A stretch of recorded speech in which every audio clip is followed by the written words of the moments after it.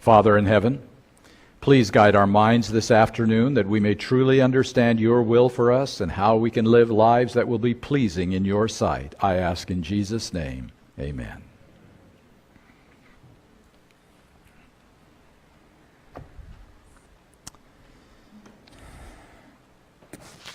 A General Conference president said a while back, "This question lies at the root of most denominational tensions." What question, in his opinion, lies at the root of most of our denominational tensions? His question is, what shall we do with Ellen White? Let me give you a few statistics that I wish I didn't have to give you, but they are real. This is in the Adventist Review. In North America, we have about a 17% reader population for the Spirit of Prophecy books. Did you hear I said North America? Not Africa, not South America, not Hungary, not Romania. In North America, we have a 17% reader population for the Spirit of Prophecy books, meaning people who are reading the Spirit of Prophecy books, with all of the books that we have. And most of those readers are over the age of 65. That's a statistic that ought to be a little bit alarming. 17% read them, and most of them are over 65. It's not that we don't have access to Ellen White books, we're just choosing not to read them. If new members are not oriented as to why we're Seventh-day Adventist and what motivates us as a church, if they don't understand the great controversy theme, if they don't see the emphasis that God has given us through the writings of Ellen White, then we're going to have a lot of people who don't totally understand why they're Seventh-day Adventists and who may not be fully prepared to stand true to God in these last days. If there are any books that have the possibility of preparing us to stand through what is coming ahead, I'm going to suggest it's the Spirit of Prophecy books. In fact, I'm going to say this. This is the most important subject I talk about in all of the topics that I speak about, and I have about 80 presentations that I give on different topics. This is the most important presentation that I give because I believe that a clear understanding of this subject will make it possible for you to survive what's coming upon this earth. And I believe to the contrary, those who do not have a clear understanding of this subject will not survive what's coming on this earth. That's how important I believe this subject is. I believe this is a make or break subject for survival in the end times. And that's why I present it and why we're going to talk about it this afternoon. Apocalipse capítulo 12 e verso 17. Apocalipse 12, 17 diz o seguinte: Irou-se o dragão contra a mulher, e foi fazer guerra, ou pelejar com os restantes da sua descendência, os que guardam os mandamentos de Deus, e o que mais? E tem o testemunho de Jesus Cristo. E Apocalipse 19, capítulo 19, verso 10, diz que o testemunho de Jesus Cristo é o espírito de profecia. Então a Bíblia diz que o povo remanescente do Senhor, a igreja verdadeira nos últimos dias, teria duas características distintivas. Seria uma igreja guardadora dos mandamentos do Senhor, todos os 10, e seria uma igreja que teria o dom de profecia. Agora eu pergunto, a mesma pergunta que fizemos ontem: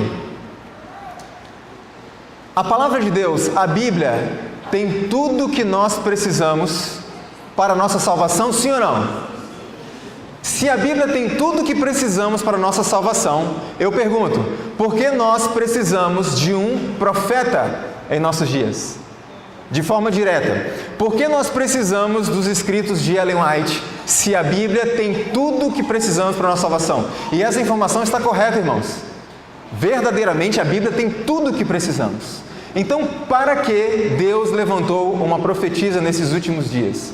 Ontem falamos um pouquinho a respeito da lei de Deus, da necessidade que temos de sermos representantes do Senhor neste mundo, que é este o plano dele, original, que pessoas representem o seu caráter para que ele possa se fazer conhecido pelas pessoas, esse é o plano dele.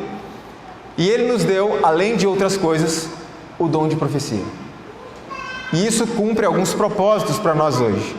Vamos conhecer um pouco a respeito do dom profético?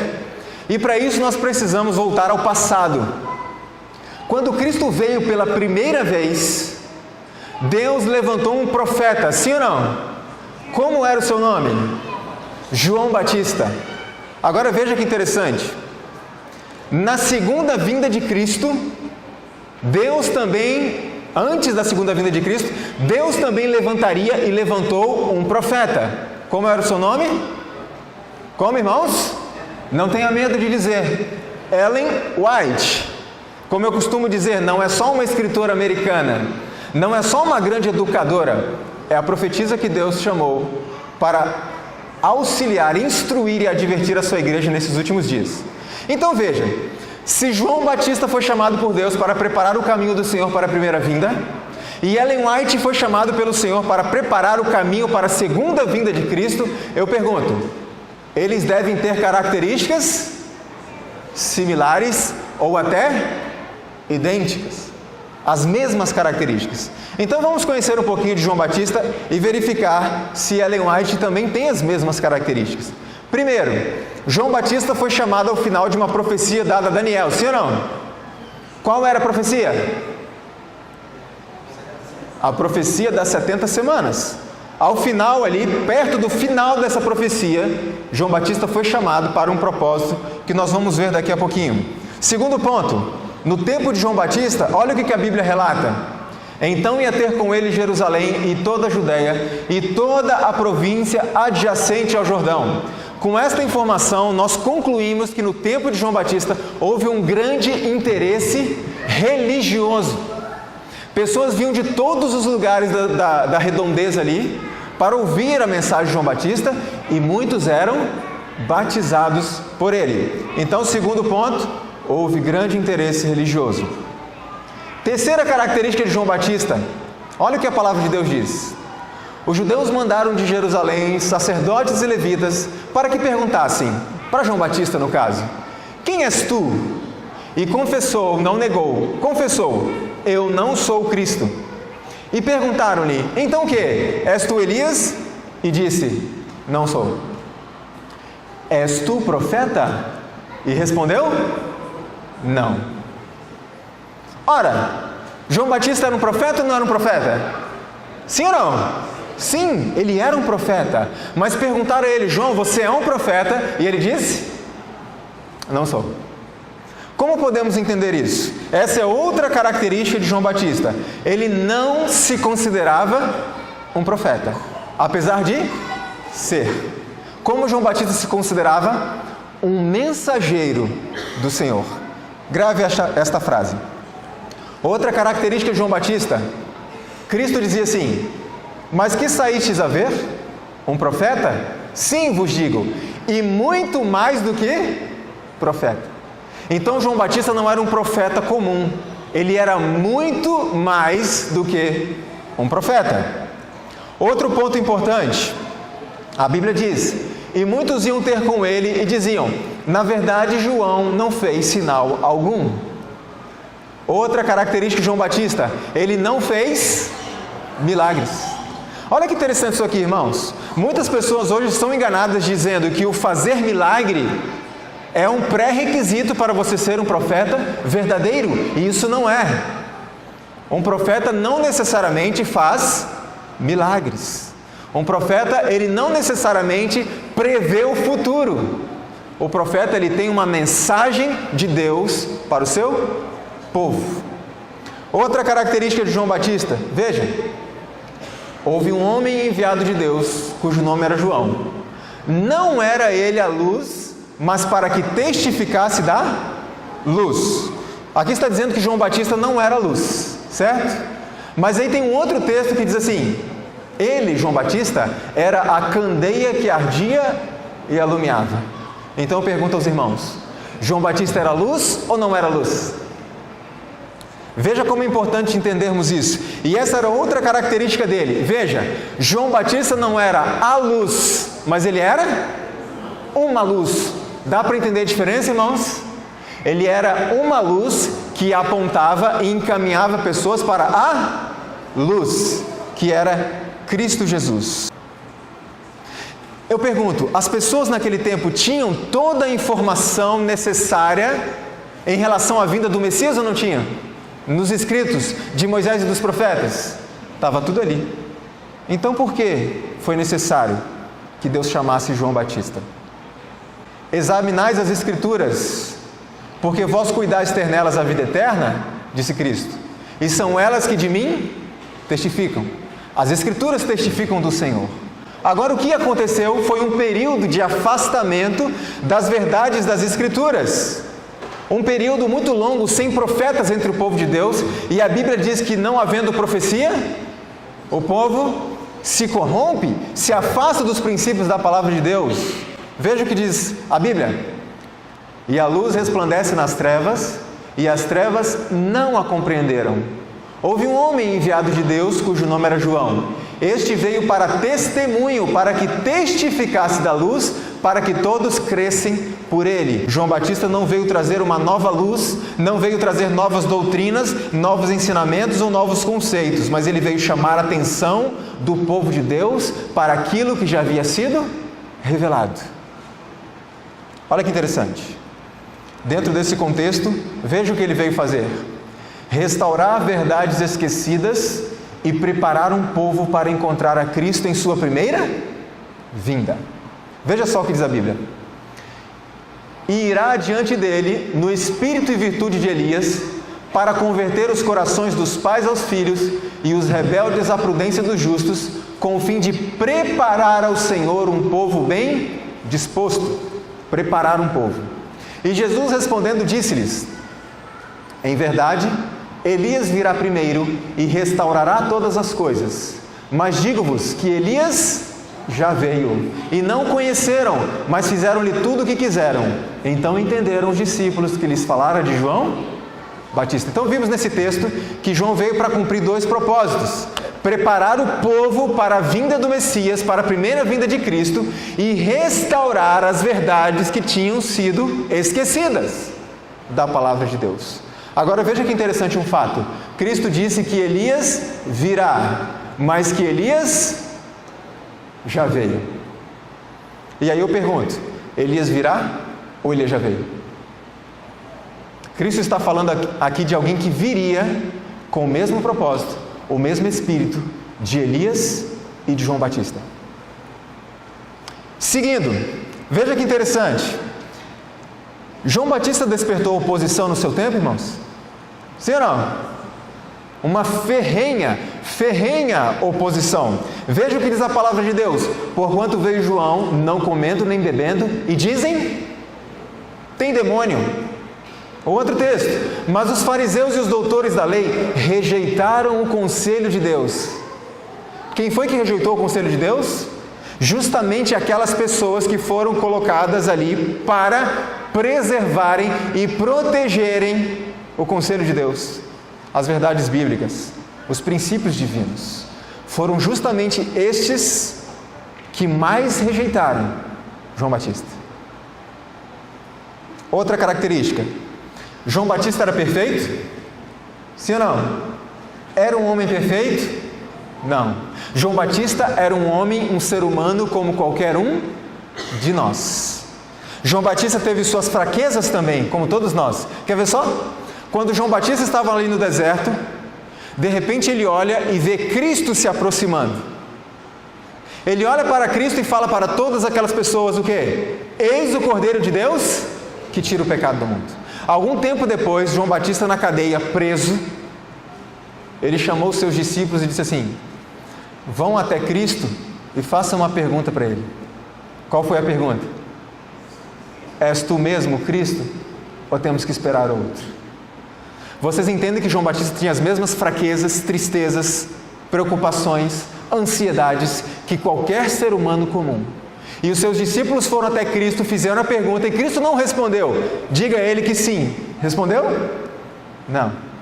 Cristo conhecia João Batista, conhecia a vida de João Batista, quão estudioso ele era das profecias, e Cristo se limitou a dizer: fale a ele o seguinte: os coxos estão andando, os cegos estão vendo, e o reino de Deus é pregado a todas as pessoas. Isso foi suficiente para João Batista consolidar a sua fé e morrer em Cristo. Mas ele não era perfeito. Tinha as mesmas fraquezas que nós. Agora tem um detalhe importante, irmãos. Um profeta pode errar em seu proceder. Agora eu pergunto, ele pode cometer erros em sua pregação? Ele pode emitir a sua opinião pessoal em algum momento na sua pregação ao povo? Naquilo que ele escreve, naquilo que ele ensina? Olha como isso é importante nós entendermos. Nós precisamos considerar também que algumas profecias têm um fator condicional, ok? Algumas pessoas dizem assim: o profeta fez uma profecia, não se cumpriu, é um profeta falso. Me diga uma coisa, Jonas era um profeta falso ou verdadeiro? De Deus ou não? Um profeta de Deus teve uma fraqueza, como todos temos, e não condene Jonas muito rapidamente, porque para nós hoje, o que Deus mandou Jonas fazer é como se ele dissesse para mim: Leandro, eu quero que você vá pregar lá na sede do Estado Islâmico. Estude um pouco quem eram os ninivitas e o que eles faziam. Então não condene Jonas tão rapidamente assim. Que covarde, irmão, se eu estivesse no lugar dele, provavelmente faria a mesma coisa. O erro dele foi não ter fé em que Deus o protegeria. Mas depois de alguns acontecimentos, ele foi. Agora eu pergunto, qual era a pregação de Jonas aos ninivitas? Virá um juízo final e vai destruir vocês. Veio o juízo final e destruiu os ninivitas? Não. Então Jonas mentiu? Era um profeta falso? Não. Acontece que muitas das profecias são condicionais. O povo se arrependeu. E aí a gente critica Jonas por isso também. Ele foi para um lugar e ficou observando para ver a cidade ser destruída. A cidade não foi destruída e Jonas ficou muito bravo. Eu acho que é o primeiro, talvez o único evangelista que eu conheci que teve um tremendo sucesso e achou ruim, porque teve sucesso. Mas irmãos, o que não paramos para pensar, sabe o que era?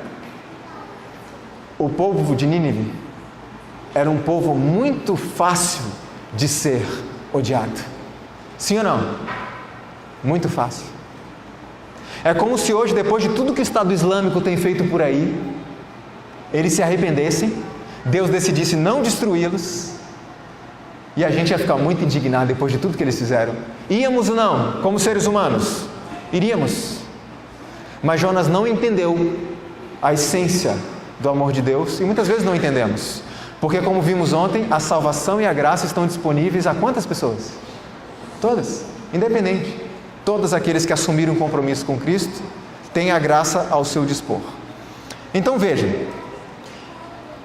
nós vimos agora que existiam algumas características do profeta e do tempo do profeta que foi chamado por Deus para preparar o caminho para a primeira vinda de Cristo. Agora vamos rever esses tópicos que apresentamos e vamos ver se essas características também ocorreram na vida do profeta que foi chamado por Deus para preparar o caminho do Senhor para a sua segunda vinda. Então vamos recapitular. Nós vimos em primeiro lugar que João Batista foi chamado ao final de uma profecia dada a Daniel e Ellen White. Qual foi a profecia? 2.300 tardes e manhãs, que inclusive as das 70 semanas estavam aí incluídas. Então ela foi chamada também ao final de uma profecia dada a Daniel. Veja que interessante, segundo ponto. Na época de João Batista vimos que houve um grande interesse religioso. As pessoas vinham de todos os lugares para ouvir João Batista. E no tempo de Ellen White, houve um grande interesse religioso? Irmãos, é interessante que se você estudar os relatos dos nossos pioneiros, quando havia uma pregação de Guilherme Miller, quando havia uma pregação de Ellen White em algum lugar, sabe como é que ficava a igreja? Não tinha lugar nem para sentar, nem para ficar em pé e mal para olhar pela janela. Porque naquele tempo houve um grande interesse religioso. Veja o que ela mesma escreve. O movimento adventista foi uma manifestação gloriosa do poder de Deus. E em alguns países houve maior interesse religioso que se tem testemunhado em qualquer nação desde a reforma do século XVI. Então houve um grande interesse religioso. Outro ponto que nós vimos a respeito de João Batista: ele não se considerava um profeta, apesar de ser um profeta. Veja o que a irmã escreveu: outros me têm chamado profetisa. Eu, porém, nunca me atribuí esse título. Não reivindicava o ser profetisa. A irmã White era uma profetisa, mas ela não se considerava uma profetisa, assim como João Batista. Eu disse que João Batista se considerava o quê? Como um mensageiro do Senhor. Veja o que a irmã White escreveu: cedo em minha juventude foi-me perguntado várias vezes: sois uma profetisa? Tenho respondido sempre: sou a mensageira do Senhor. Nós vamos ler muitos textos de profecia, porque hoje é o assunto da manhã. Então não se pode falar sobre o dom de profecia, sobre o espírito de profecia, e não deixar que o dom de profecia fale, concorda? Então nós vamos usar muitos textos hoje. Outra característica de João Batista que nós vimos: era mais do que um profeta. E Ellen White. Veja, meu trabalho inclui muito mais do que a palavra profeta significa. Irmãos, por que João Batista e Ellen White foram considerados mais do que profetas? Porque nenhum outro foi chamado para preparar o caminho para a chegada do Senhor em sua primeira e segunda vinda. Por isso eles tiveram uma missão especial que os outros não tiveram, por isso considerados mais do que profetas. Outra característica de João Batista: não fez milagres. Eu pergunto, Ellen White fez algum milagre, irmãos? Quer ver? Alguns declaram sua incredulidade na obra que o Senhor me deu a fazer, porque, segundo dizem, a senhora Ellen G. White não opera milagres. É importante nós lembrarmos de um ponto muito sério. O Espírito de Profecia diz que no fim dos tempos, Deus não trabalhará por meio de milagres. Existem milagres acontecendo em nosso meio, porém Deus não trabalharia desta maneira como vemos, por exemplo, nas igrejas pentecostais. Sabe por quê, irmãos? Sabe por que Deus não trabalharia dessa forma? Porque os milagres, no fim dos tempos, serão a essência do engano. E Deus deseja que a sua igreja se apegue ao assim diz o Senhor, ainda que não chova milagres. Como nós falamos um pouco ontem à noite, a recompensa prometida não é para esta vida. O que foi garantido para nós foi que no mundo tereis aflições, mas se animem, nós podemos vencer o mundo porque Cristo venceu e por meio dele podemos ser vencedores. Mas a promessa de recompensa não é para essa vida, é para a vida por vir. Então Deus não trabalharia por meio de milagres, porque Ele quer um povo que, mesmo que esteja doente, mesmo que esteja sem emprego, mesmo que não tenha bens materiais, permaneça fiel. Isso se chama fé. Não sei o que vai acontecer na minha vida. Eu peço algo a Deus e Ele não me dá. Mas independente dele me dar ou não, eu continuo fiel.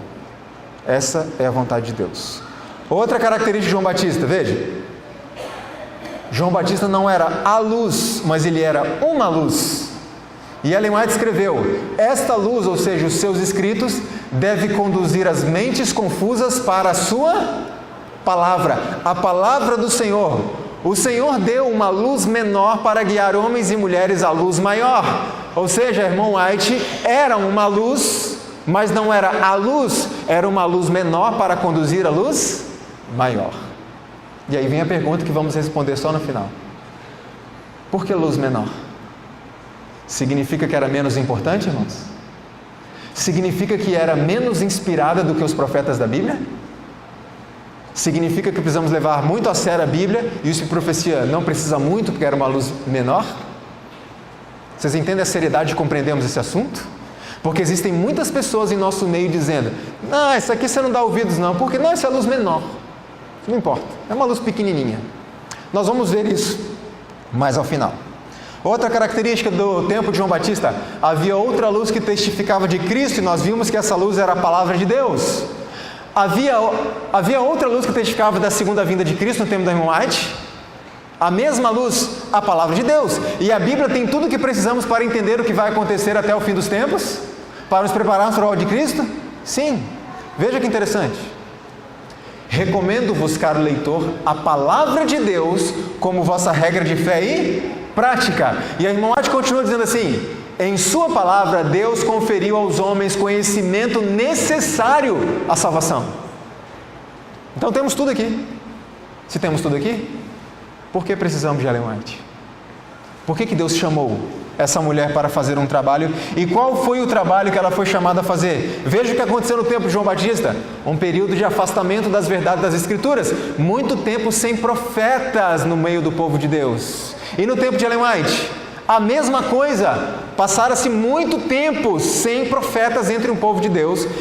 E a igreja primitiva, a igreja pura, santa, começou a se corromper, começou a se afastar dos princípios da palavra de Deus.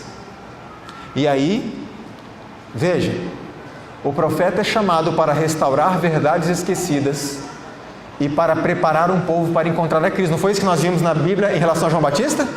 Veja só o que Ellen White escreveu: o Espírito foi prometido por nosso Salvador para clarear a palavra e seus servos, para iluminar e para aplicar os seus ensinos. Veja que interessante isso daqui.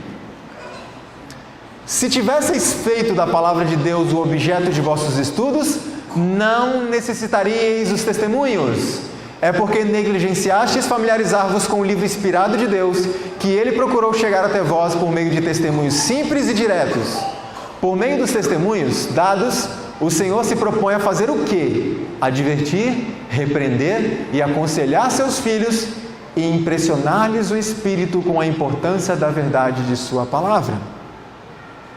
A própria Ellen White disse o seguinte: se nós tivéssemos nos familiarizado com a Bíblia, a palavra de Deus, e estudássemos devidamente esse livro, não precisariam do meu trabalho. E veja como Deus é misericordioso. Nos afastamos da sua palavra, Deus chama um profeta e diz a ele: por favor, traga o meu povo de volta para a palavra, ensine-os a aplicar a palavra de Deus à sua vida prática. Isso é misericórdia. E sabe o que muitas pessoas fazem? Se dão ao luxo de dizer: eu não acredito em Ellen White.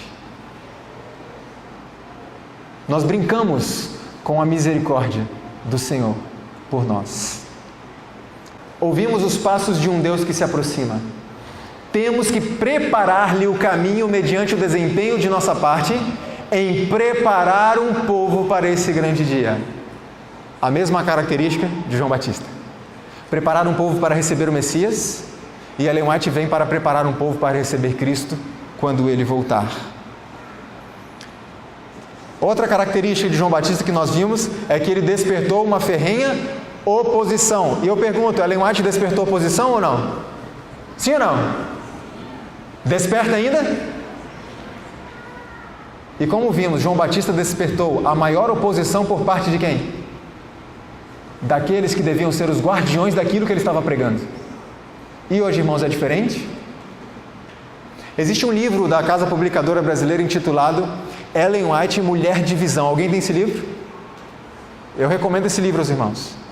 Na minha opinião pessoal, a melhor biografia que já foi escrita da história de vida dela.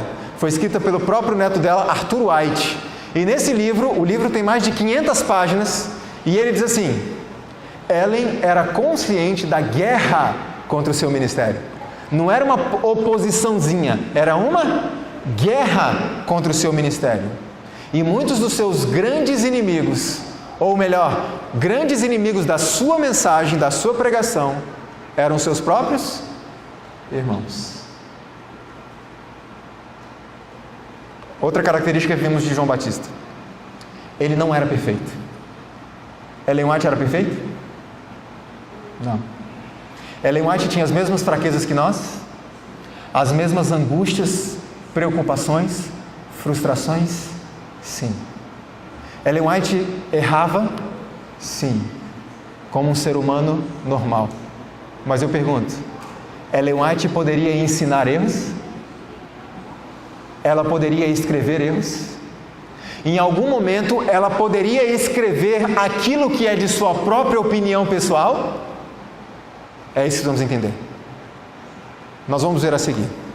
Então ela não era perfeita. Como nós dissemos em relação a João Batista, existem algumas profecias também que tem fatores condicionais, e tem pessoas aí fora que acusam Ellen White de ser uma falsa profetisa por causa de uma visão que ela teve e que ela dizia: este grupo que está aqui, uma parte vai sofrer as pragas, outra parte, comida de vermes, e alguns aqui não passarão pela morte e verão Cristo voltar. E todos morreram. E muitas pessoas dizem: está vendo? Falsa profetisa. Não se cumpriu. Por que ela disse isso, irmãos? Porque Cristo era para ter voltado naquela época. E Cristo não voltou. A profecia dela era uma profecia verdadeira e que teria se cumprido se as condições tivessem sido atendidas. E Cristo não voltou. Mas ela mesma relata que Cristo já deveria ter voltado naquele tempo. E ela relata o porquê Cristo não voltou, e nós vamos ver isso amanhã à noite. Então vejam, em nossos dias tem crescido uma tendência a um descrédito em relação aos escritos de Ellen White. Veja só quem era esta mulher. Não completou a 4ª série. Era frágil, doente, teve uma doença que o acompanhou a vida inteira. Mesmo assim, ela escreveu mais de 5.000 artigos, 49 livros, incluindo compilações. Foram mais de 150 livros disponíveis em inglês, cerca de 90 em português. Eu não sei quantos sabiam disso, mas Ellen White é a escritora mais traduzida na história da literatura. Seus escritos incluem uma série de coisas como religião, psicologia, medicina, ciência, profecias, relacionamento, saúde, educação de filhos, com algumas ideias, algumas afirmativas científicas, que a própria ciência foi descobrir 100 anos depois. All right, now let's talk about something else for just a minute here. If you were to visit any seminary-type library where ministers are being trained, you would find one whole shelf of books, not a book or two, but a whole shelf of books on one subject: the search for the historical Jesus. Now that sounds like a great subject. The search for the historical Jesus. Why so many books on that subject? All right, here's how it works. Our scholarly friends, and we're talking about across all denominations, our scholarly friends are telling us that when you take this Bible and you read Matthew, Mark, Luke, and John, the stories of Jesus Christ, what he taught, the miracles he did, that some of those stories and miracles and teachings were not written actually by Matthew, Mark, Luke, or John, but they were added later in the 2nd and 3rd centuries by Christians who wanted to flesh out the story of Jesus a little bit. They'd heard a legend about Jesus, of what he said, what he did. They put it in the scriptures. And so that's part of Matthew, Mark, Luke, and John. And these scholars, their sometimes life work is to help you and me understand which parts of the Gospels are authentic stories of Jesus and which parts are legendary and untrue stories about Jesus. That's their job, as they see it. So they're going to take your Bible, Matthew, Mark, Luke, and John, and they are going to suggest to you which parts you can trust and believe in and which parts can be set aside as irrelevant, legendary, and therefore untrue about Jesus Christ. To help you understand the search for the historical, the real Jesus, not the Christ that was added in by later writers and then claimed to be from Matthew, Mark, Luke, or John. Now, to give you an example of how this works, a group called the Jesus Seminar meets a couple of times a year. Today, right now. And they meet together and present papers, scholarly papers, on exactly what we're talking about here. Which parts are authentic, which parts are not authentic. And they tried a little experiment one time. They said, let's just see, for the fun of it, if we can get unanimous agreement, not 50%, not 70%, but unanimous agreement on which parts of the Gospels are authentic and which are not. Just for fun. Let's try it. So they took the Gospel of Mark, which is the shortest one, and they said, now I don't know how they did this, chapter by chapter or whatever, But they went down the line and said, now, how many of you agree that this is an authentic story of Jesus? How many of you agree that this is an authentic miracle of Jesus, a teaching of Jesus? They got unanimous agreement on one sentence in the book of Mark as being authentic. Unanimous agreement. They tried the book of John. They got 0 sentences in the book of John that they could all agree on. So you see, what is really happening here is these scholars with the best intentions in the world are telling you which parts of this Bible you can accept as real and which parts of the Bible you can set aside as irrelevant as to which are authentic and which are not. You see, the problem is, once you go down that road, who becomes the final authority? Me. My mind, my scholarly approach, my approach, how I make decisions. You see, you're going to have to make a decision. The key word that we're going to be focusing on this afternoon is the word authority. Does this book have final authority over your life? That's the question. In other words, very simply, when you're addressing a subject, what is the proper thing that I should do regarding? And you're debating it, and you're trying to figure out what God's will is. If God says specifically in this book what His will is, do you end your discussion right there? Or do you say, well, but, there are other factors there. Times have changed. Things are different now than they were when Moses was writing, or John, or someone else. Things aren't quite the same. You don't have to worry about that anymore. If you do that, who's the final authority? Your mind. So you have one or other of the final authority. This book will be your final authority, or your mind will be your final authority. One or the other. You can't have both. Just to say, as the simplest of all possible examples, when God says, remember the Sabbath day to keep it holy, and you're convicted that's what God is telling you, can you then say, but I like Tuesday better? But I think Sunday might work too. Everybody else goes to church on Sunday. Well, why not? Is the Bible your final authority? Does discussion cease when God says clearly in this book? That's the issue. Or does the discussion continue after God has clearly spoken?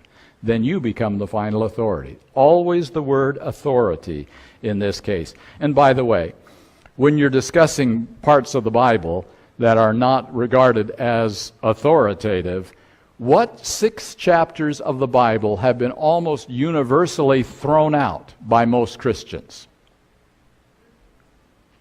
What 6 chapters of the Bible? How about the first ones?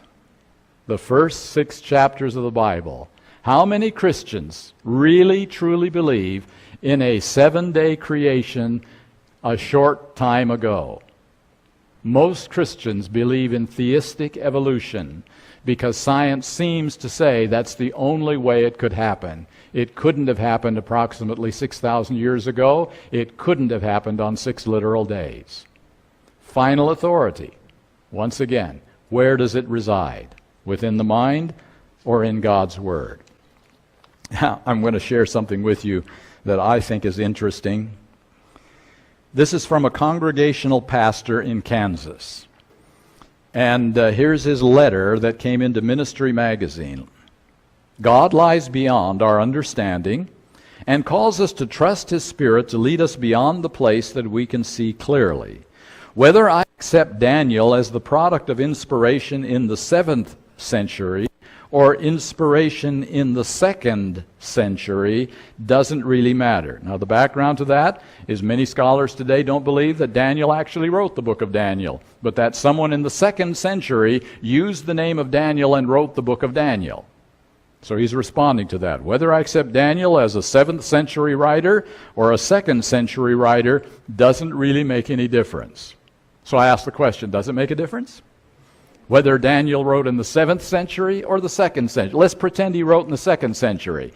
What does that mean for all of his marvelous prophecies? It's history, not prophecy. The great nations have come up. Babylon has fallen. Medo-Persia has taken its place. Greece has come up. Rome is now the major power, and he's pretending to write prophecy when it's really history. So, does it make a difference? Whether I accept Esther, the book of Esther is not really accepted by most Christian scholars as authentic, by the way. Whether I accept Esther as history, legend, or folktale doesn't really matter.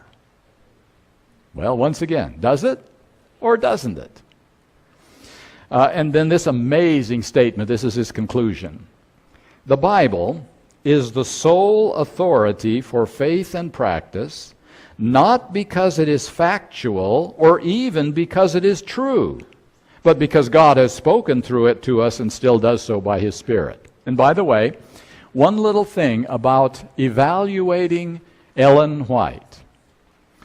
When you evaluate me or your pastor, here is what you can say. Well, I liked 50% of what Priebe said, but the rest of it is garbage and I'm throwing it in the trash can. Yeah, you can say that, because I have no authority over your salvation. I have zero authority. I can suggest things to you. I can share what I've learned, but I am not your judge, and you will not be saved or lost because of what I say. You're going to have to decide for yourself. And so a pastor or a teacher does not have any authority from God. All a pastor or a teacher does is say, I have read this book, and this is how I understand it. Can you say exactly the same thing? I have read this book, and this is how I understand it. All pastors and teachers have done is taken a little more classwork. That's all. We have no more ability to understand the Word of God than you do. We have no more closeness to God and understanding His will than you do. You have this book. You have to evaluate any speaker on the basis of this book, and you can say 50-50. I have books in my library that are like that. I like part of it. The rest is garbage, and I won't spend any time on. But I bought the book because it had some good stuff that I could use. Okay. Can you evaluate a prophet like that? Can you evaluate Jeremiah like that? I like 50% of what Jeremiah said, the rest is out. Isn't that what they tried to do, by the way, with Jeremiah? They kind of liked what he had to say about relationship to God, but when he said, God's will is for you to surrender to the Babylonians right now, and don't fight any longer, don't try to maintain your independence, you just surrender, and you recognize that that's God's punishment on you for your apostasy. Wow, they didn't like that at all. And you know the whole story. I mean, he was put in a pit and would have died there if somebody hadn't taken pity on him. That was treason. So they were picking and choosing which parts of Jeremiah they liked and would abide by, and which parts they would throw out. Why is that illegitimate for a prophet? Very simple. Because a prophet doesn't interpret the Word of God like I do. A prophet gives the Word of God. And what if a prophet is giving 70% of God's Word and 30% of his own Word? How can you tell the difference? How can you sort it out? How do you know which is which? Will we follow our scholarly friends and say, well, we'll sort it out by your guidelines? We'll take your guidelines as to which we accept and which we reject. No, a prophet, here's what, as I say, a prophet's mission, a prophet's standard is different than a pastor or a teacher. Either a prophet is speaking 100% for God or 0 for God, because God won't have half and half. A prophet carries authority. I don't carry authority. I share, but I have no authority. A prophet is authoritative because it isn't the prophet's word, it is God's word, unless we believe it's half and half. And then it's back to my authority again. So that's the issue at stake when we evaluate Ellen White. We don't have the luxury of treating her like you treat you and your pastor or me. Agora veja um detalhe interessante aqui. No texto que lemos no começo do sermão, Deus nos disse que daria à sua igreja o dom de profecia. E se Ellen White não é uma profetisa verdadeira, alguém que não deve ser levado a sério, eu pergunto, quem é que recebeu o dom prometido por Deus? Onde está ele? Ou então, será que não somos a igreja verdadeira porque outra igreja recebeu o dom? Vocês entendem a seriedade do assunto? Agora veja que importante que é uma coisa. Existe um grupo de pessoas bem maior do que esses que não acreditam em Ellen White, que dizem o seguinte: olha só, eu acredito até em Ellen White, mas eu não creio em tudo que ela escreve. Eu acho que uma parte do que ela escreveu foi inspirado pelo Senhor, mas eu acho que uma parte do que ela escreveu foi meramente a sua opinião pessoal, ou a cultura da época, era uma coisa de opinião. E eu pergunto, isso procede? Call Porter Ministry, page 125. Sister White, she's talking about herself in the third person, is not the originator of these books. They contain the instruction that during her life work God has been giving her. They contain the precious, comforting light that God has graciously given His servant to be given to the world. Okay, that's what she says about her books. Great Controversy, Desire of Ages, etc. The next one. I do not write one article in the paper expressing merely my own ideas. They are what God has opened before me in vision, the precious rays of light shining from the throne. These are articles in our papers, Review and Herald, Signs of the Times, Youth Instructor, which don't have any more, and many other papers. Weak and trembling, I arose at 3 o'clock in the morning to write to you. God was speaking through clay. You might say that this communication was only a letter. Yes, it was a letter, but prompted by the Spirit of God to bring before your mind things that had been shown me. In these letters which I write, in the testimonies I bear, I am presenting to you that which the Lord has presented to me. So there are three categories now: books, articles, and personal letters. And did you notice she says the same thing about each one of them? She didn't come up with them. This is a message from the Lord. So her claim, keep that in mind, her claim is that she does not originate her writings. They are not done like I write. I write based on research and thinking and study. She does not write based on research, thinking, and study. She writes based on what the Lord revealed to her that she needed to say. Now, she has to put the thoughts in human words. That is her job. But she's not originating those words, she says, or those concepts. She is only putting them into human words and form. The next paragraph. God is either teaching His church, reproving their wrongs, and strengthening their faith, or He is not. This work is of God, or it is not. God does nothing in partnership with Satan. My work for the past 30 years bears the stamp of God or the stamp of the enemy. There is no halfway work in the matter. The testimonies are of the Spirit of God or of the devil. And friends, that's the only way a prophet can be evaluated. A prophet can never be half and half. It's either going to be from God, or Satan is going to be the originator, or the human mind will originate. One of those options. It's either from God or it's from Satan. You decide. That's what she's telling us. It's not halfway. It's one or the other. From God or from the devil. And that's what we have to decide. My mind. Logicamente, irmãos, nós temos que estudar os escritos do Espírito e Profecia como estudamos os escritos da Bíblia. Como? Um pouco aqui, um pouco ali, analisando também o contexto daquilo que foi escrito. Não é só ler, é estudar num conjunto geral. Agora eu pergunto, Ellen White foi permitida que ela escrevesse em algum momento a sua opinião pessoal? Não. E vocês vão entender por que Deus não podia deixar isso acontecer. Veja só que interessante.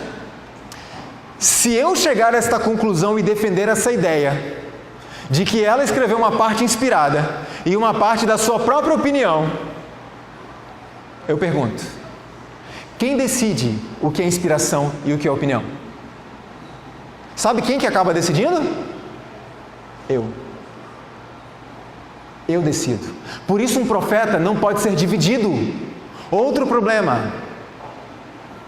Se Ellen White escrevesse algo de sua própria opinião, eu estou falando no contexto de instruir o povo de Deus, algo que iria afetar a nossa espiritualidade, o crescimento da igreja.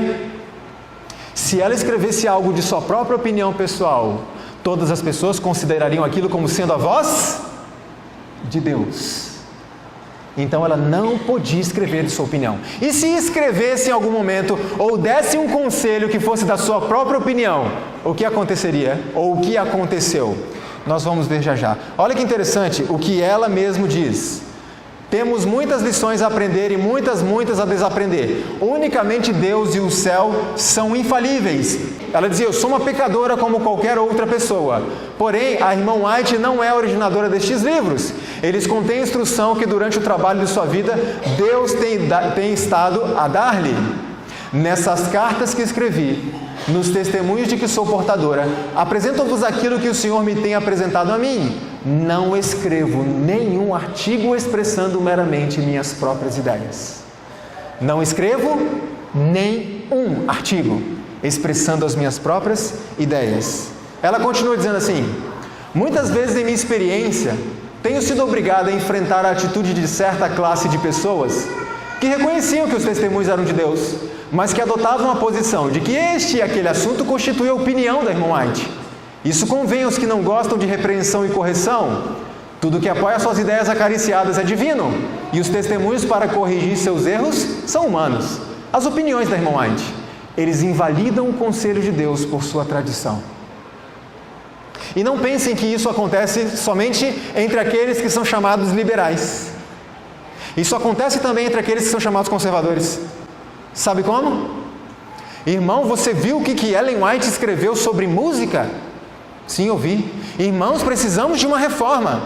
É verdade, eu concordo. Mas e o que ela escreveu sobre saúde? Veja bem. Aí eu acho que era a opinião dela, né? Isso era mais para aquele tempo. Irmão, você viu o que a irmã White escreveu sobre reverência na casa de Deus? Nós precisamos botar isso em prática. Precisamos de uma reforma urgente na igreja. Sim, irmão, concordo plenamente. Mas você viu o que ela escreveu a respeito de modéstia cristã? Veja bem, aí é uma questão de moda. Okay. The next paragraph is the most important one we will read this afternoon. So read it very carefully with me.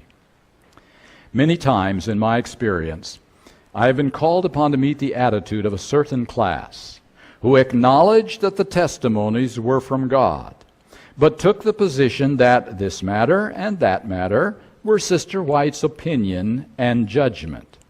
This suits those who do not love reproof and correction, and who, if their ideas are crossed, have occasion to explain the difference between the human and the divine.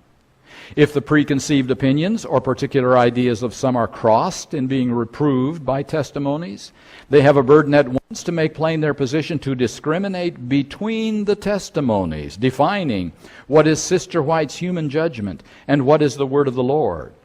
Everything that sustains their cherished ideas is divine, and the testimonies to correct their errors are human, Sister White's opinions. And then the last sentence, they make of none effect the counsel of God by their tradition. Okay.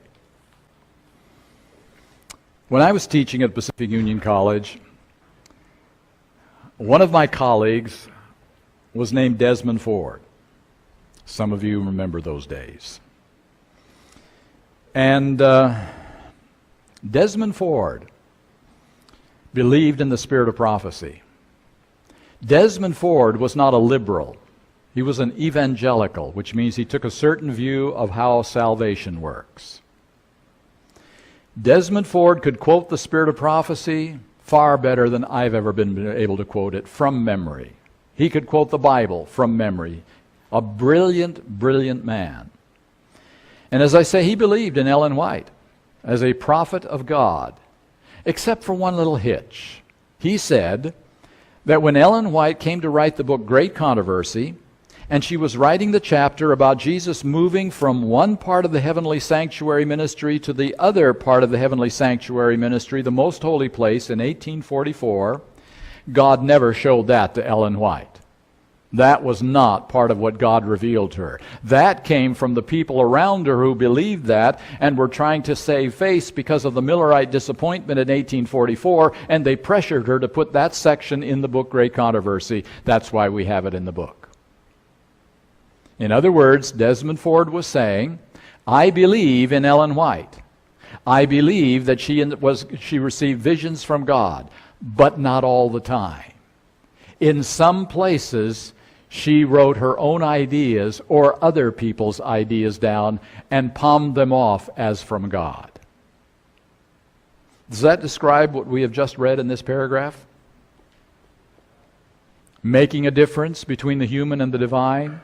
Does that describe exactly what our scholarly friends have been doing with the four Gospels? Parts of the Gospels accepted, parts of the Gospels you set aside. What agrees with my viewpoints? What doesn't agree with my viewpoints? Final authority? My mind. And so this, during that time, following Desmond Ford, there were groups that followed him. And some of those groups began to go interesting directions. Some of them began to shed some of the standards of the church, some of the health issues of the church. Get rid of those legalistic requirements. The gospel is about grace and it's about love. And one by one, those groups began to kind of drop the Sabbath out of their reckoning as well. A number of groups formed during those years after Desmond Ford, and I'm talking about the years 1975 to 1985 in that particular period of time. In some of those cases, some individuals had major book-burning ceremonies in their backyards. Can you guess what books? These legalistic writings of Ellen White. And they burned the books so they could be free in the Lord. Free to do what they wanted to do, meaning. And so those were some difficult days. Another book came out during those years called The White Lie by a former minister of the Seventh-day Adventist Church, Walter Ray. He claimed that when Ellen White wrote things down, she really didn't get them from the Lord. She got them from other books and pretended they were visions from the Lord. She lied to us. The White Lie. That's not what this passage here is talking about. This passage that we just read is not talking about book burnings. It's not talking about throwing away the spirit of prophecy. It's not talking about rejecting it. It's talking about, and this is the key point, I believe, but. I believe, except. I believe in Ellen White's writings to a certain degree. But on certain issues, it was her own opinion, and I don't have to worry about it. She's not my authority. Exactly in the same way that the people of Jeremiah's time would say, he's not my authority, he's talking treason. There really is no difference. It's just a difference in time period. We've always had that problem with prophets, haven't we? We don't like our toes being stepped on. Now I thought I could probably identify pretty quickly who I'd be talking to that would share these ideas. But I found in the last 10 to 15 years a very interesting phenomenon. As I go to churches like this, and we've been doing this a while, as I go to churches like this, I talk basically to fairly solid, conservative, Seventh-day Adventists who hold high standards, who are trying to be faithful to God's Word, who are not trying to throw off and do everything crazy under the sun. I talk to good Adventists as I go around the country.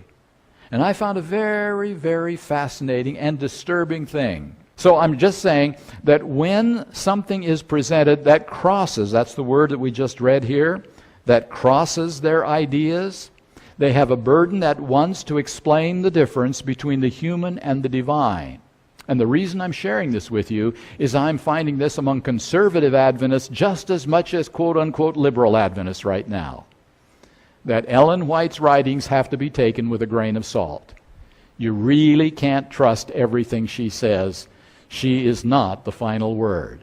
She is a lesser category of prophet. Not like Jeremiah, not like Paul, not like Moses, but one which can make mistakes, can insert her own opinions, can write things which are not true. A questão da época dela. Irmãos, vocês entendem que isso acontece entre os liberais e os conservadores? Nós aceitamos uma parte e outra parte, não, isso era opinião pessoal. E quem é a autoridade para decidir o que é inspiração e o que é opinião? Eu. Eu que escolho. Entende por que um profeta não pode fazer isso? Não pode ser dividido? Porque cada um vai escolher o que é opinião e o que é inspiração. Olha só o que a irmã White continua dizendo. Não imaginem que são capazes de analisar os testemunhos de modo a acomodá-los às suas ideias, pretendendo que Deus lhes tenha dado habilidade para discernir o que é a luz do céu e o que é mera sabedoria humana. Deus não designou homem algum para proferir juízo sobre sua palavra, escolhendo umas coisas como inspiradas e desacreditando outras como não inspiradas. Os testemunhos têm sido tratados da mesma maneira, mas Deus não está nisso. Irmão, sabe o que acontece quando nós queremos decidir, quando nós concluímos que uma parte é inspirado e uma parte é opinião pessoal? Olha o que acontece. Se aqueles que têm realizado essa obra continuarem nesse rumo, instrumentalidades satânicas farão a escolha por eles. Ou seja, Satanás vai escolher por mim. Leandro, olha só, isso aqui é a opinião dela. Fica tranquilo. Não precisa seguir não. Então nós temos que tomar muito cuidado com isso. And please notice that last sentence one more time. They make of none effect the counsel of God by their tradition. Have the scholars made the Bible of none effect?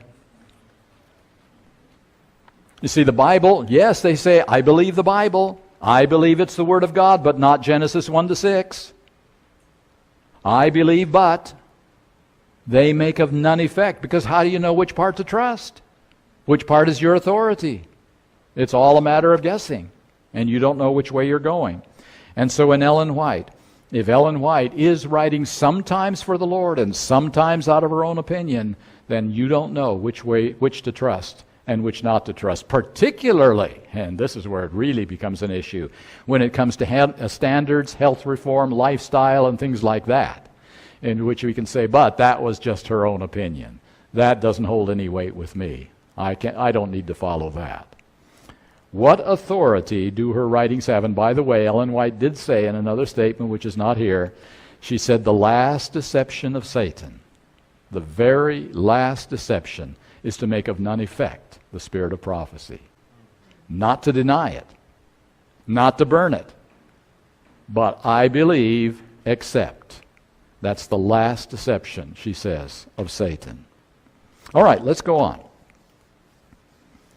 Do not, by your criticisms, take out all the force, all the point and power from the testimonies. Do not feel that you can dissect them to suit your own ideas, claiming that God has given you ability to discern what is light from heaven and what is the expression of mere human wisdom. If the testimonies, and the word testimonies here means all of her writings, if the testimonies speak not according to the word of God, reject them. Christ and Belial cannot be united. She's really laying it on the line with us. Don't play with my writings, is what she's saying. You accept them or you reject them. Isn't that what we do with Joseph Smith? Do you believe that some things that he wrote are good for us and we need to study a fair amount of it? I don't, because I reject the presupposition that he wrote under inspiration.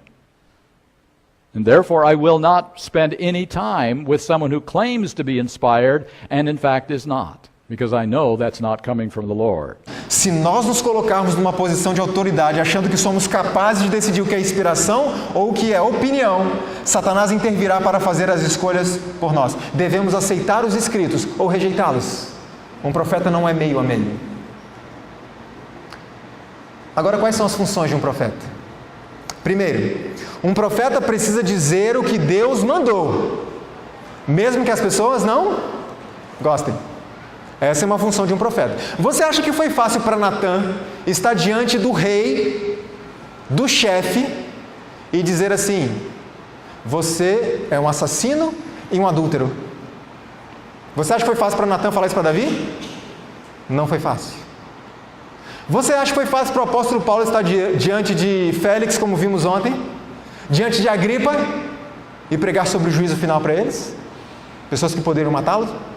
Não foi fácil. Mas o profeta tem que dizer o que Deus mandou dizer, ainda que ele esteja em risco de perder a própria vida. Veja o que a irmã White escreveu: quando o Senhor no início me deu mensagens para levar ao seu povo, foi-me difícil apresentar-lhes, e muitas vezes eu as amenizei e as tornei mais suaves pelo temor de ferir alguém. Fui levado em visão à presença de Jesus. Ele me olhou com um semblante carregado e desviou de mim o seu rosto. Não é possível descrever o terror e a agonia que senti. Um anjo mandou me levantar e o quadro que meus olhos enfrentaram dificilmente poderá ser descrito. Um grupo foi apresentado diante de mim, cujos cabelos e vestes estavam em desalinho e rasgados, e cujos rostos eram o quadro do desespero e do horror. Eles se aproximaram de mim, tiraram suas vestes e as esfregaram nas minhas. Olhei as minhas vestes e vi que estavam manchadas de sangue, e esse sangue abria buracos nelas.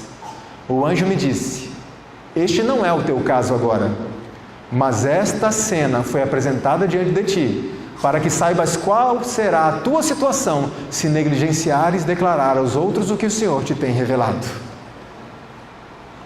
Ela recebeu a mensagem de Deus para despertar o povo, e ela tentou amenizar um pouquinho para as pessoas não ficarem chateadas, e Deus se revelou a ela e disse: se você não apresentar a mensagem que eu te mandei, você terá que prestar contas. Então o profeta tem que dizer o que Deus mandou. Outra função de um profeta: o profeta não pode transmitir ao povo nada além do que Deus revelou. Veja, nos testemunhos enviados a Battle Creek, eu vos transmiti a luz que Deus me deu. Em nenhum caso apresentei meu próprio critério ou opinião. Tenho o suficiente para escrever do que me foi mostrado, sem recorrer às minhas próprias opiniões. Um dia um grupo de pessoas se aproximou de Ellen White e perguntou o seguinte para ela: irmão White, 144 mil, que história é essa? Quem são essas pessoas? Nós temos de uma forma muito clara na palavra de Deus as características das pessoas, mas é um número literal? Não é. Não vamos entrar nesse caso. E eles chegaram para ela e perguntaram: afinal, me explica esse negócio. Sabe qual foi a resposta dela? Não tenho luz sobre o assunto, quem constituem precisamente os 144 mil. Nada me foi apresentado acerca das circunstâncias e só lhes posso expor aquilo que me foi apresentado. Um profeta, quando está instruindo o povo, ele não pode falar nada além do que Deus mandou. So that's the first job of a prophet. The second job of a prophet, we're going to read it. Last paragraph on the first page. In the testimony sent to Battle Creek, I have given you the light God has given to me. In no case have I given my own judgment or opinion. I have enough to write of what has been shown me without falling back on my own opinions. Second page. Let's go to the second paragraph on the second page.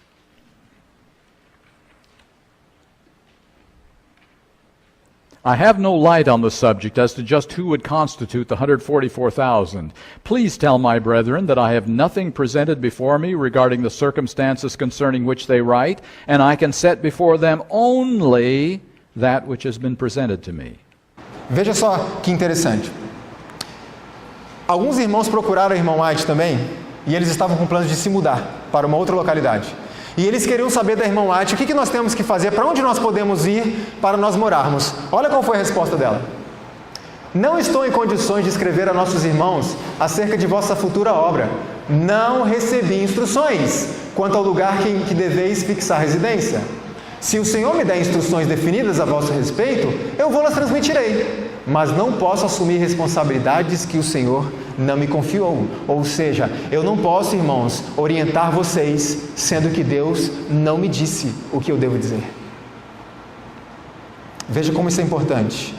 Arthur White, o neto dela, escreveu: frequentemente as respostas eram de que a senhora White não tinha luz especial sobre o caso. Muitas pessoas a procuravam para obter conselhos, e muitas vezes ela respondia: irmão, eu não posso dizer nada. Por quê? Porque o Senhor não me deu nenhuma luz especial sobre o seu caso.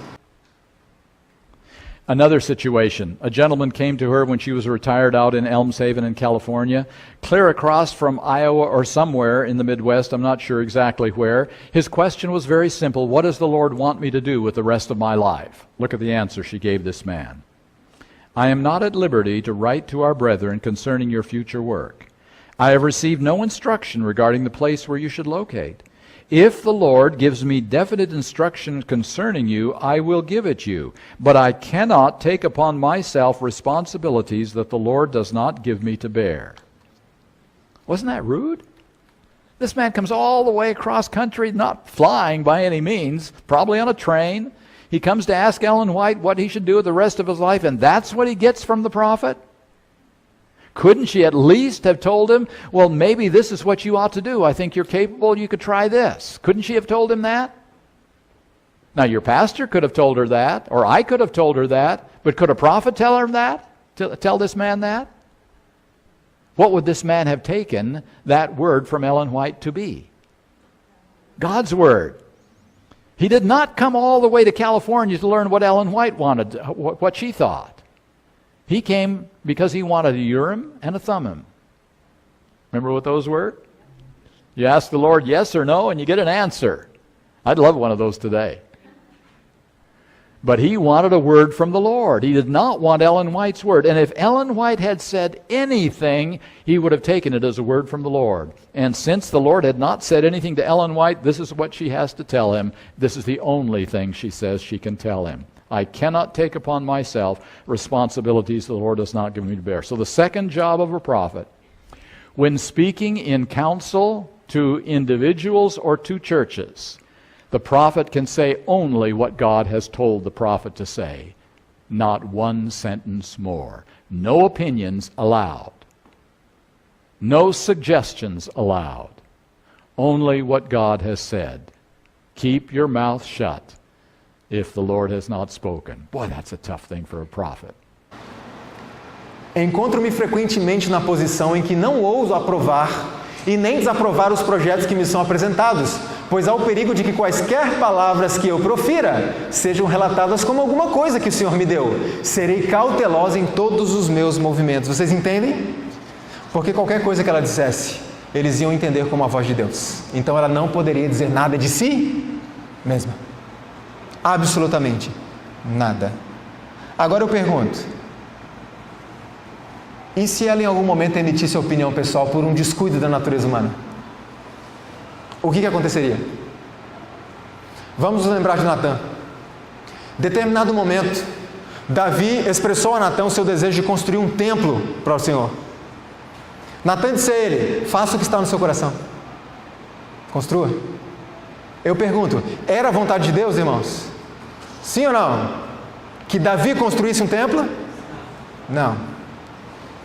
E Natã disse, faça.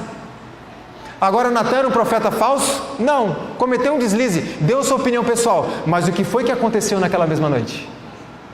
Deus se manifestou a Natã e disse, volte lá e corrija o que você fez. Eu não mandei você dizer isso. Fale a Davi para fazer os preparativos, porque Salomão, seu filho, é que vai construir o templo. As suas mãos estão sujas de sangue.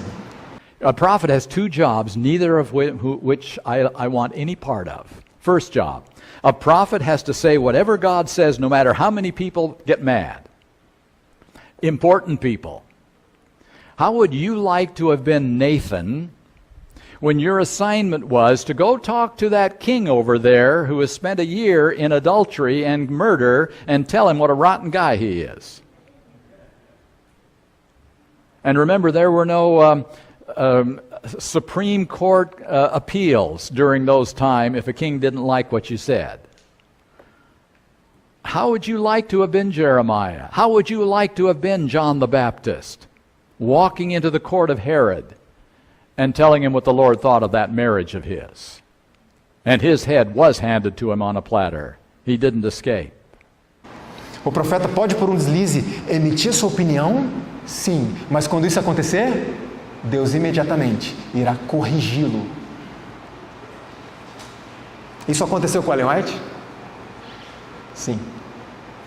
Num determinado período, a liderança da igreja a procurou, incluindo o presidente da Conferência Geral, porque eles tinham uma editora que estava dando muitos prejuízos. E eles queriam fechar a editora, ou então reduzir o trabalho da editora, transformar a editora em uma outra coisa que não desse tantos prejuízos. E eles procuraram a irmã White para receber a orientação dela se deveriam ou não fechar aquela editora. Só que o diretor daquela editora era o filho de Ellen White.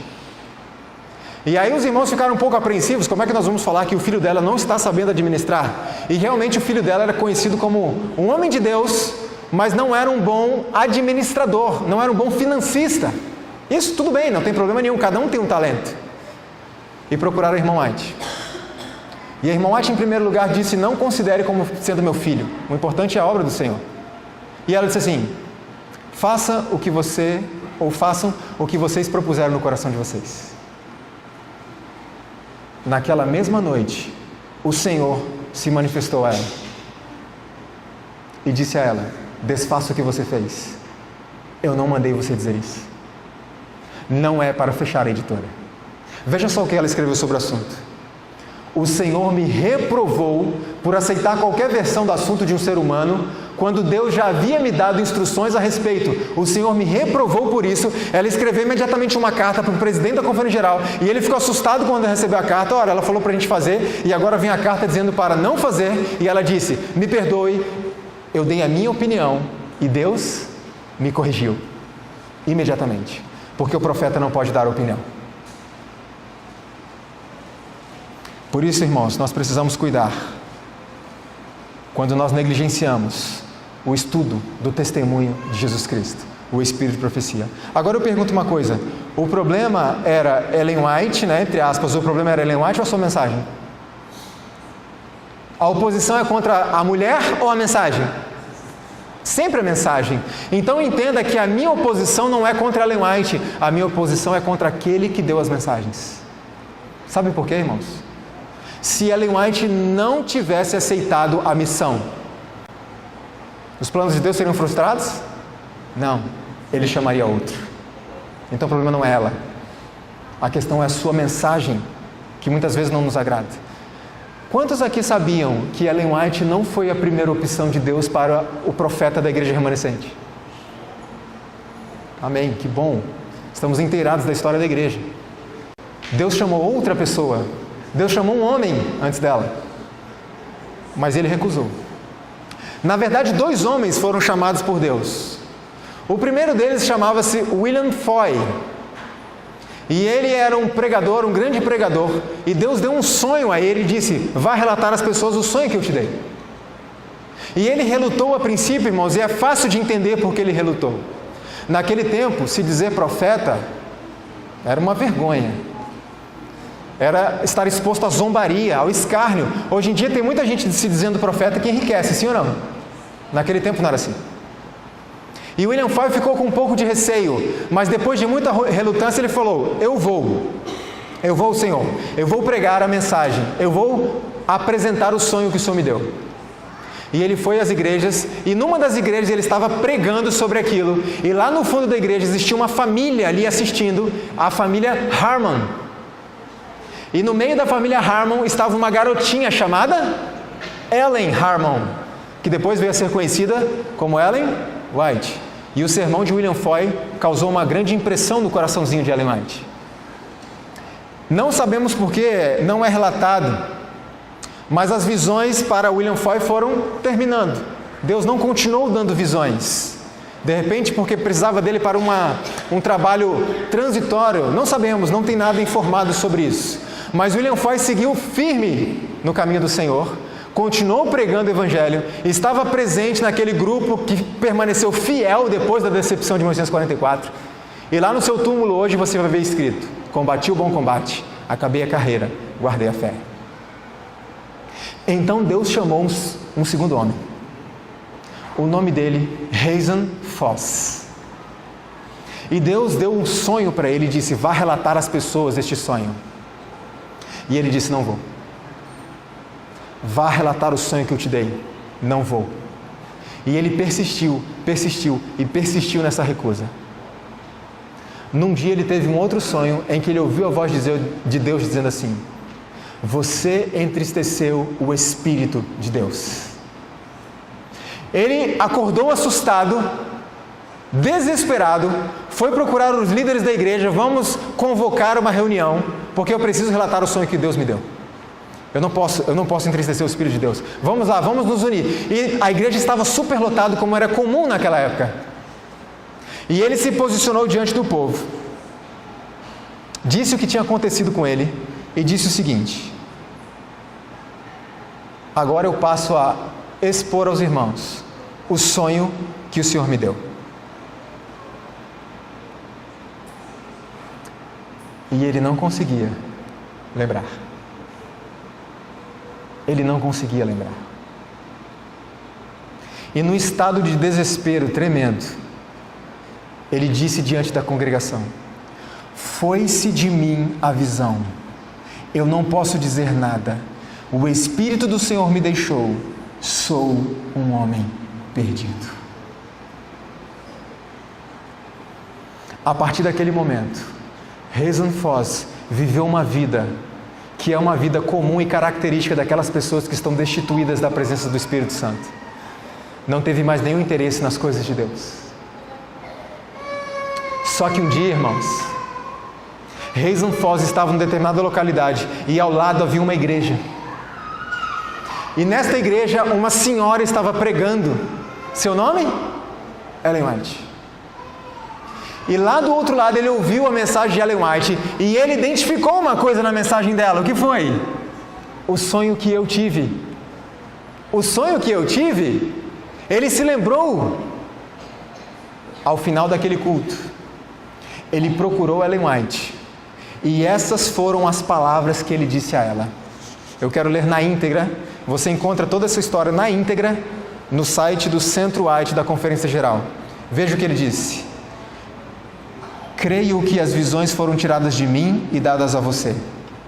Não recuse obedecer a Deus, pois isso será perigoso para a sua alma. Você foi escolhida por Deus. Seja fiel em fazer o seu trabalho, e a coroa que poderia ter sido minha será sua. E Hazen Foss morreu sem salvação, porque não deu ouvidos à voz do Espírito Santo. Deus escolheu uma jovem sem formação acadêmica, frágil, doente, que não se esperava que sobrevivesse depois da pedrada que ela levou do seu rosto, que a deformou. Alguém que sofreu com enfermidades a vida inteira, a mais fraca dos fracos, como ele havia alertado a Hazen Foss que escolheria. Se Ellen White tivesse dito não ao Senhor, o que teria acontecido? Teria chamado outro. Mas os planos de Deus nunca podem ser frustrados. Quando rejeitamos, não estamos rejeitando Ellen White, estamos rejeitando aquele que a enviou. Batendo contra as visões, eles não batiam contra o débil instrumento pelo qual Deus falava, mas contra o Espírito Santo. Vi que era pequena coisa falar contra o instrumento, mas que era perigoso menosprezar as palavras de Deus. Vi que se eles estavam em erro, e Deus preferia mostrar-lhes seus erros mediante visões, e eles desconsideravam os ensinos de Deus por intermédio delas, seriam deixados a seguir sua própria direção e correr no caminho do erro e pensar que estavam direitos, até que o verificasse quando fosse tarde demais. Então, no tempo de angústia, ouvi-os clamar a Deus em agonia: por que não nos mostraste nosso erro para que nos pudéssemos haver endireitado e estar preparados para este tempo?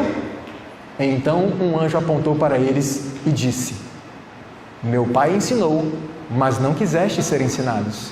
Falou mediante visões, mas menosprezaste sua voz, e ele vos abandonou aos vossos próprios caminhos. Deus falou, eu que não quis ouvir. Você sabe qual será o último engano de Satanás dos últimos tempos? O último engano de Satanás será exatamente anular o testemunho do Espírito de Deus. E ela diz mais: ele não pode achar caminho tão fácil para introduzir seus enganos e prender almas em suas mentiras, se as advertências e repreensões e conselhos do Espírito de Deus forem atendidos. Por isso, seu último trabalho será anular o testemunho do Espírito de profecia. E eu pergunto, isso já está acontecendo, irmãos? Então preste atenção nisso. Satanás já está usando as suas últimas fichas. Porque se você acha que o fim estava próximo, está muito mais próximo do que você pensa. All right, let's go now down to page 2, section 2, danger of rejection. It does not become anyone to drop a word of doubt here and there that shall work like poison in other minds, shaking their confidence in the messages which God has given, which have aided in laying the foundation of this work and have attended it to the present day, in reproofs, warnings, corrections, and encouragements. To all who have stood in the way of the testimonies, I would say, meaning blocking the testimonies, God has given a message to his people, and his voice will be heard, whether you hear or forbear. Your opposition has not injured me, but you must give an account to the God of heaven, who has sent these warnings and instructions to keep his people in the right way. You will have to answer to him for your blindness, for being a stumbling block in the way of sinners. What she is saying there is, I'm not your judge. God is your judge, and you will have to answer to him about your acceptance or rejection. Irmãos, é muito perigoso menosprezarmos. Eu quero ler um outro texto. Num sonho recente, fui levado a uma reunião de pessoas, algumas das quais se esforçavam por abafar a impressão de um solene testemunho de advertência que eu lhes transmitira. Se, pois, aqueles a quem estas solenes advertências dizem respeito, objetarem dizendo, isso não é senão a opinião individual da irmã White, prefiro seguir o meu próprio juízo, e continuarem a fazer as mesmas coisas contra as quais foram advertidos, revelarão com isso que menosprezam os conselhos divinos, e o resultado será justamente o que o Espírito de Deus me revelou que haveria de ser: agravo à causa de Deus e perdição própria. Se vocês, meus irmãos, que há muitos anos conhecem a mim e o meu trabalho, entendem que os meus conselhos não são mais para se estimar, não me peçam para cooperar com vocês, porque assumindo tal atitude, fatalmente estarão neutralizando a influência do meu trabalho. Se julgam que seguir os próprios impulsos seja seguro, o risco será seu. Serão então condenados por rejeitar a luz que lhes foi enviada do céu. Irmãos, isso é muito, muito, muito sério. Os adventistas do sétimo dia que se colocam sob o estandarte de Satanás abandonarão primeiro a sua fé nas advertências e repreensões contidas nos testemunhos do Espírito de Deus. Primeiro começa a negligenciar o Espírito de profecia, porque onde não há profecia, o povo se corrompe. Eu quero encerrar tratando do último ponto. Luz menor. Afinal, o que é isso?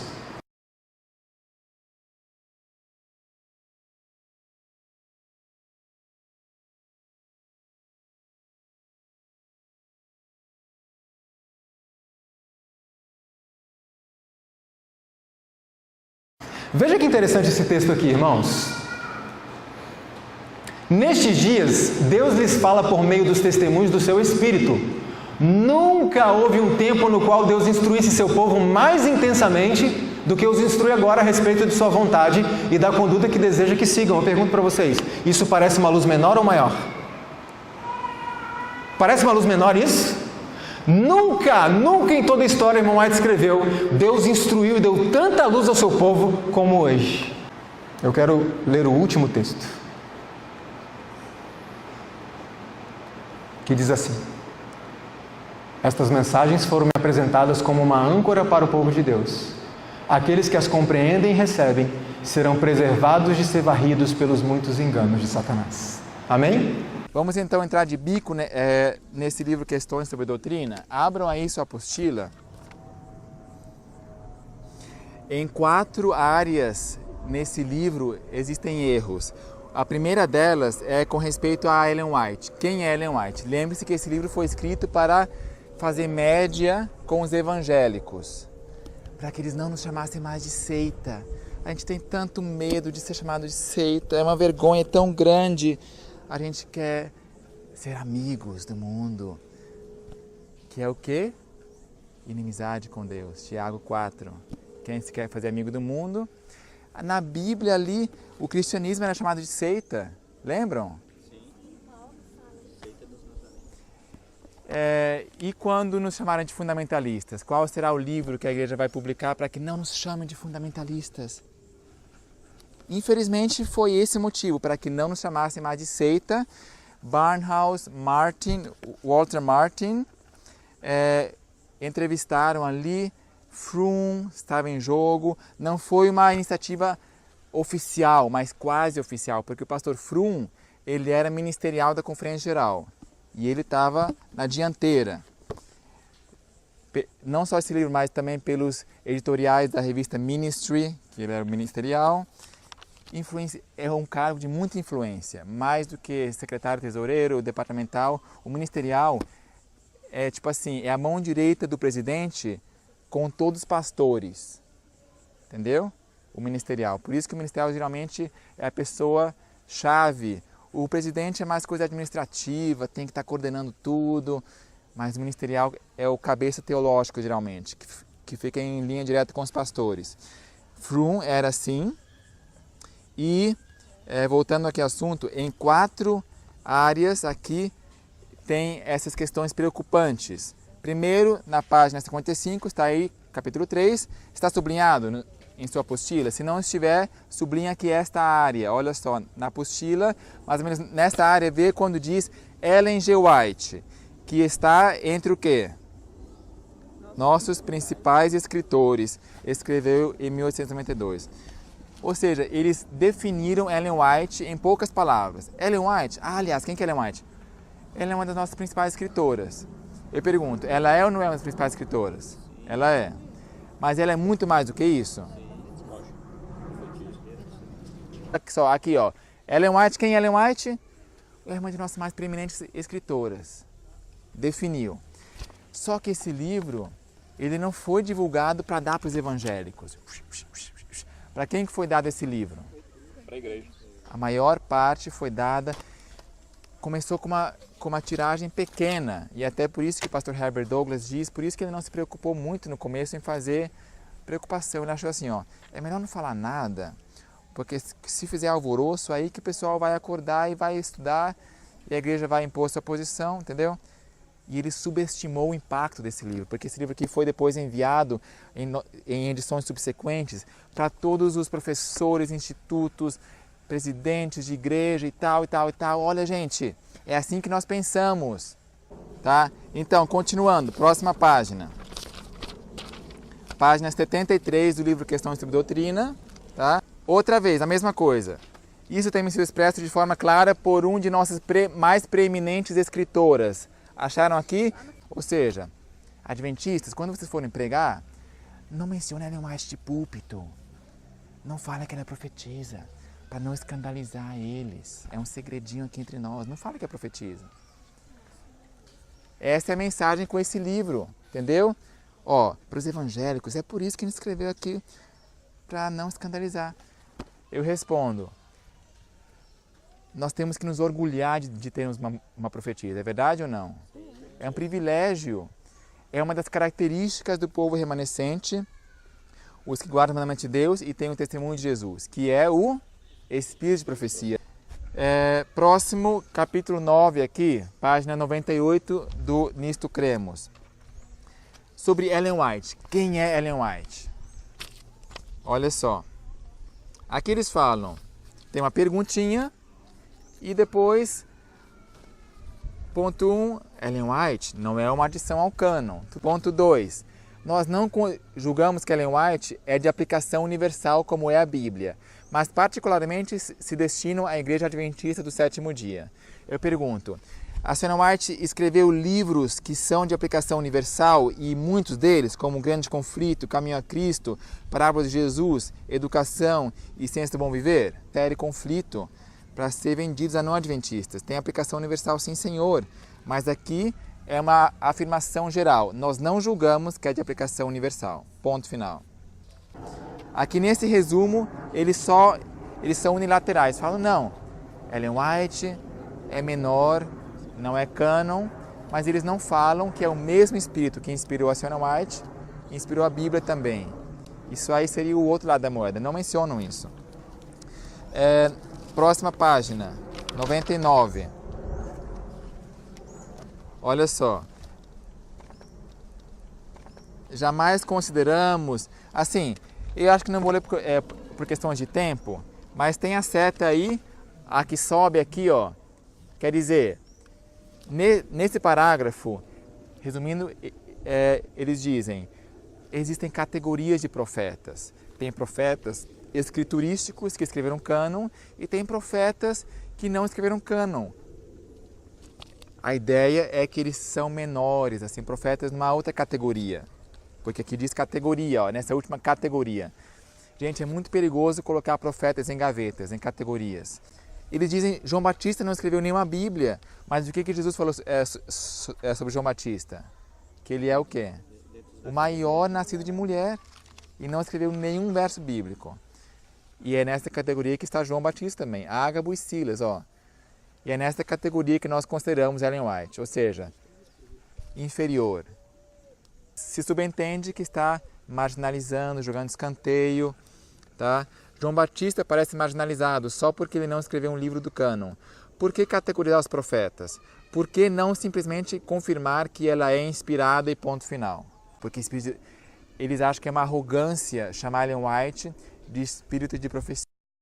Se vocês escutarem o áudio do pastor George Knight, e o outro, ele é capelão de Loma Linda, atualmente, ele estava lá ele escreveu o livro, é John Pauline, quase, não é John Paulson, é John Pauline. Eles falam, é uma arrogância chamar Ellen White de dom de profecia, de espírito de profecia, porque o evangélico vai achar o quê? Vocês se acham exclusivos? Okay? Is the spirit of prophecy, the term spirit of prophecy, the correct way to refer to her writings? I find it embarrassing if our pastors use that term in their sermons, because if we have visitors, they would have no idea what the pastor is talking about. I have heard some of our very dedicated leaders say that it would be best not to use that term. Did not the writers of the Bible have the spirit of prophecy? And doesn't the Bible say that in the end days, men and women would have the spirit of prophecy? I never use the phrase anymore in my writing because of the abuses that it suffered and because it's turned out to be an Adventist arrogance. Então, não fale isso para o evangélico para não ferir os seus sentimentos, para não se achar uma arrogância. All prophets make mistakes, but a prophet cannot transmit mistakes in his or her words, or else we don't have any authority.